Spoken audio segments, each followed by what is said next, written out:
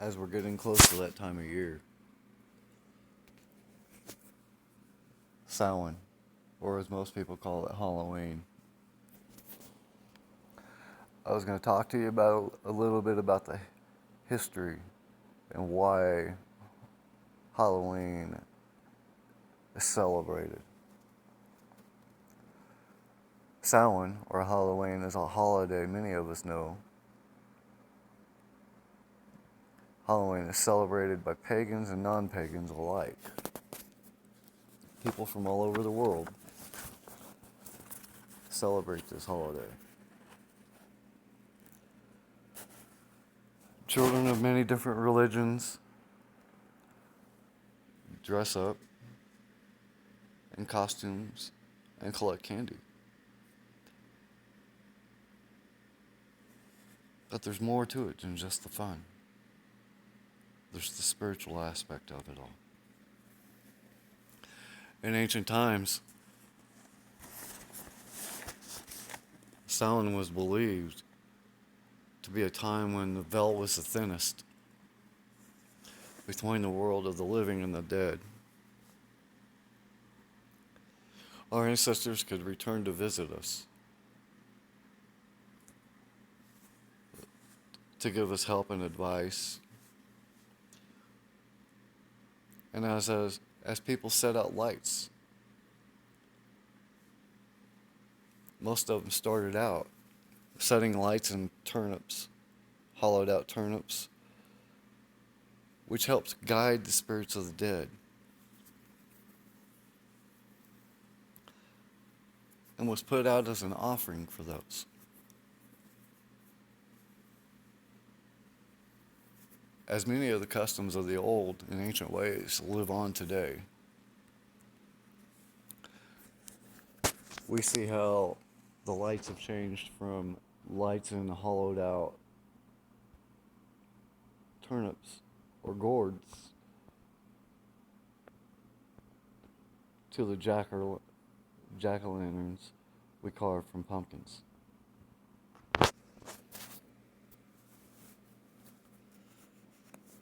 The offerings of food and candy and such were brought about as a way to give honor to the spirits.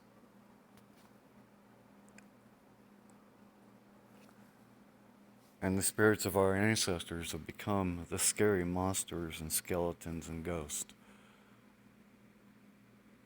of our costumes.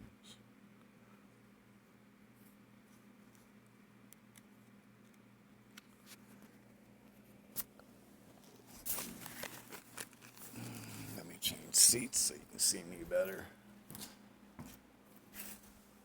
There you go.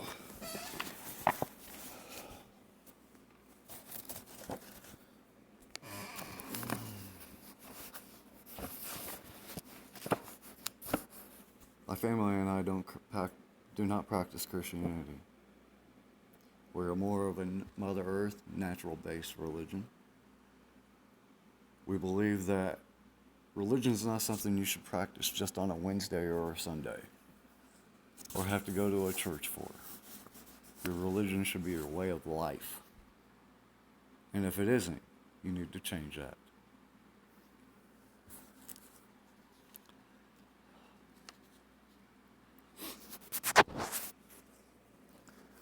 Death is just a natural part of a life, of the cycle.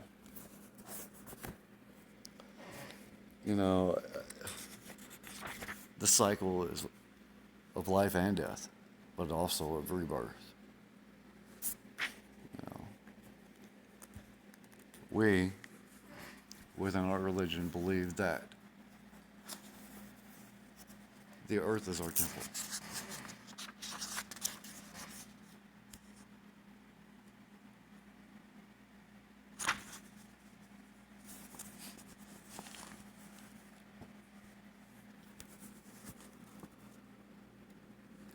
As nobody really knows what happens when you die.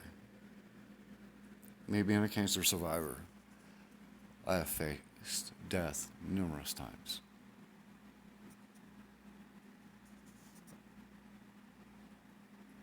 I do believe that our spirits live on in some way while our bodies return to the earth to sustain it, as well as other lives within it.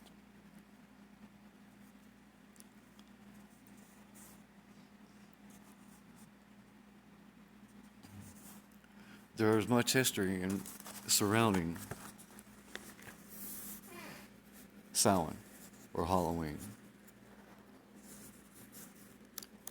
Some of the untold stories that don't get told anymore, I'll be letting you know. I'm going to read part of something for you. I had to try to find it. It's kind of a love story that's related to Halloween.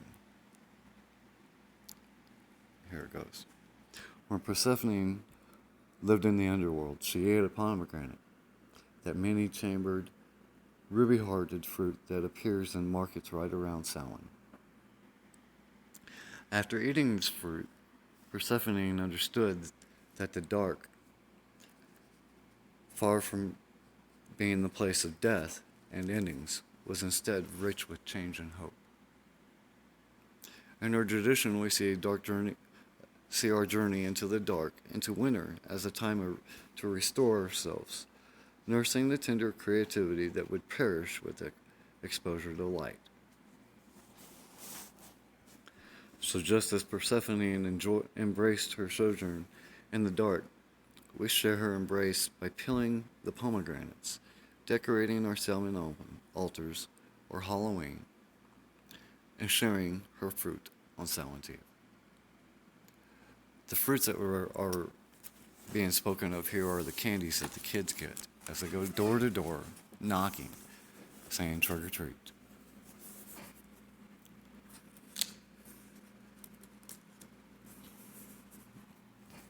Now, most of you may not know that most earth-centered religions recognize both the female and the masculine side, not just the masculine. Because where there is one, there must be the other. I saw one we called goddess, the crone. The crone is the old one, the aspect of the goddess that teaches us wisdom, that helps us let go when we need to change and grow. Growing up always means losing something as well as gaining something. Sometimes we're happy to let go of things. Sometimes we're sad. The crones, or the teachers, teach us that letting go is a natural part of life. When we let go, we make space for something new. As we let the old year die out, we make room for a new year to be born. Samhain is our new year. The time between Samhain and winter solstice is the waiting time, like when a baby's in a womb, but not yet ready to come out. We can feel close to the crone, as she may be our grandmother, an elderly neighbor down the street, but somebody that we enjoy spending time with. Somebody that will sit and tell stories of the old days, of the ancients. As I feel we need to connect with our roots and get back to the basics of life.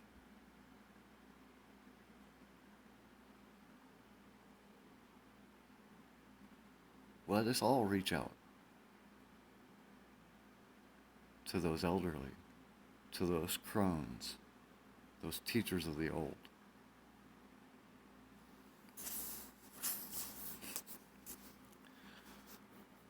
October is always the time of year when everything starts to change. When you see the earth die off, only to be born again. in the spring.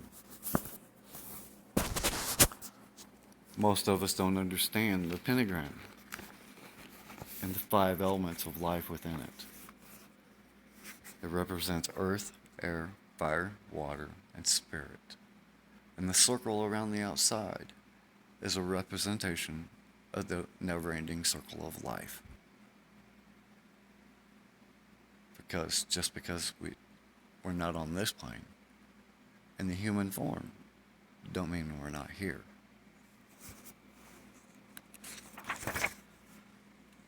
There's many different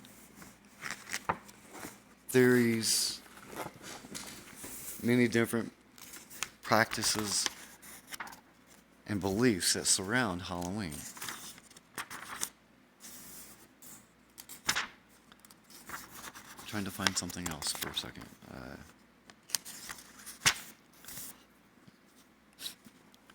If you need to know, I'm looking in a book that is called Circle Round.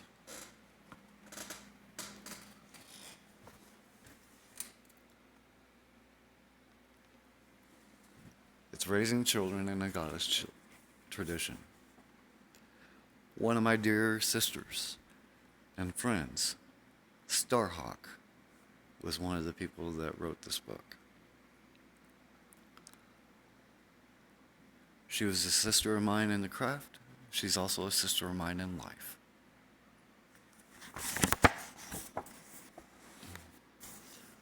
The Samhain originally was started to honor our ancestors and visit our beloved dead ones. Often people hold feasts to feed the ancestors.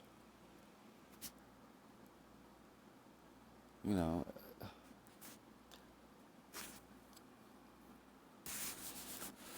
families have different solutions for how they choose to honor our ancestors and the roots therein.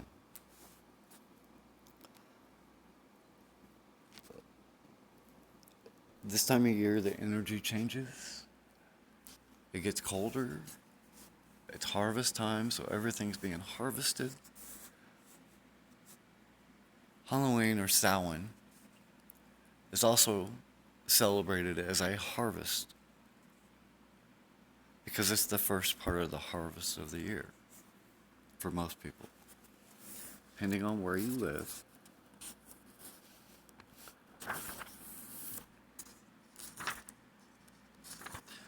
There's different things that people do during this time of year.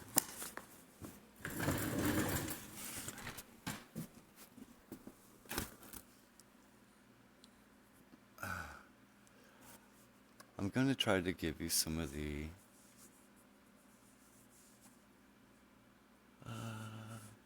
history behind Samhain, other than what I have already given you.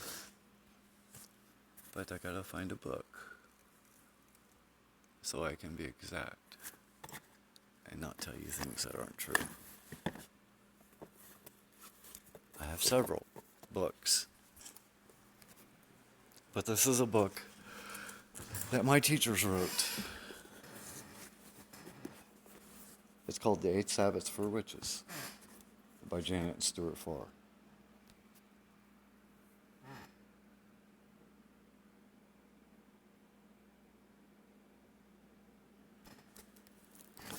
And if any of you know me, you know that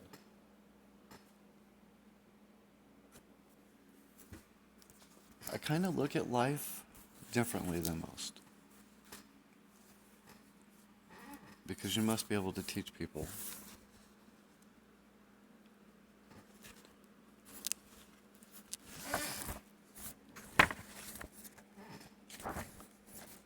You must be able to show people how to be the change